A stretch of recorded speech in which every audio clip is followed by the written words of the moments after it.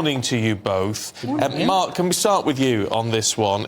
Because in terms of these dodgy practices, right? I've lived with them for many years. Well, yeah, but I mean, and we sort of know the risks to an extent, but we don't let it stop us, do we? Well, I think, you know, I've been DJing now for close to 40 years, and back then there was really no thought about, we weren't spending all day wearing headphones, or we weren't spending all day wearing Bluetooth earpieces for our phones. We'd do our music at the weekends and we'd go out and we'd go partying, or I'd be DJing, and you know, you don't pay a lot of attention to it, and I'm a great procrastinator as well, so I never really thought about my hearing. There is a lot more awareness of it now, especially as you get older.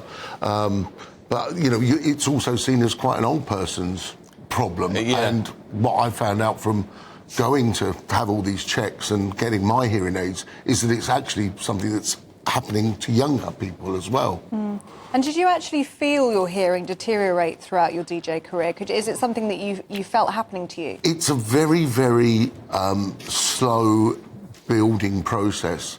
And I was speaking to Wayne this morning, and I think I noticed it, you know, over 10 years, you can kind of get around it and you can deal with it, and you're turning the TV up and you're repeatedly asking your wife questions. And, you know, it was only really during the pandemic, when we spent a lot of time with each other and we then came back out into the world, that we noticed that there was a big difference, because you've had that break where you've literally just been speaking on the phone, or you've just been with your wife in one place for over a year, because we weren't working or doing anything, and we come out into the real world, and then that change is noticeable. Yeah, I mean, we all need to take action on this, Wayne, don't we? Because it's something that there's an inevitability about hearing loss to an extent, and we don't want to make it any worse. But why is it one of those conditions where we really don't want to accept it? Everyone else is mumbling. It's not us, it's everyone else. Well, it's quite interesting you just said that, because that's one of the indicators, key indicators of a hearing loss. You know, if you feel like people are mumbling to you, that's a sign that you need to go and look at getting a hearing assessment. It certainly is something that we try and break that stigma down of. You know, with Hidden Hearing, we have a Love Your Ears campaign where we're trying to push to break that stigma, because people see it as, like we said, older people wearing hearing aids, but actually more and more younger people are wearing them at the moment.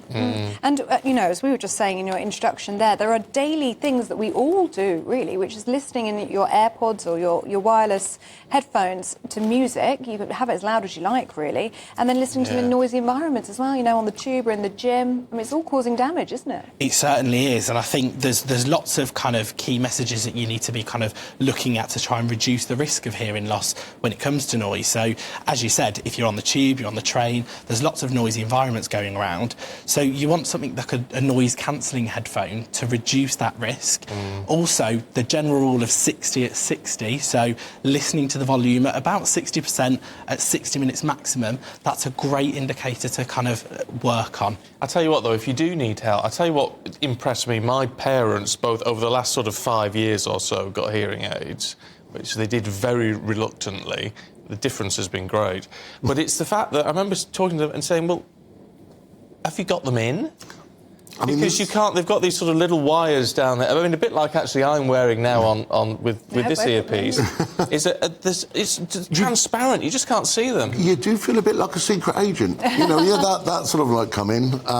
They are tiny, and when I started telling people that I was going through this process, this journey of sort of what I call my hearing journey, and said that I was going to put it online and talk about it, people said, have you started yet? Have you got them yet? And I'm like, no, that was 2 months ago. I've been wearing them for 2 months. Yeah. And they really are that. I think we were just saying it's the last great stigma. Yes. Because glasses, your eyesight, you know, you can now get, you know, Dior glasses, and you can, you know, glasses are an acceptable fashion item now. And maybe, you know, that's the way that hearing aids are going to go. They are small, they are tiny, they are life-changing, and that's what they've been for me. I think that's the thing. Lose the stigma with it all, but try and protect your hearing while we can. Mark, Wayne, it's really good to see you both. Thank you very much. Thanks very much.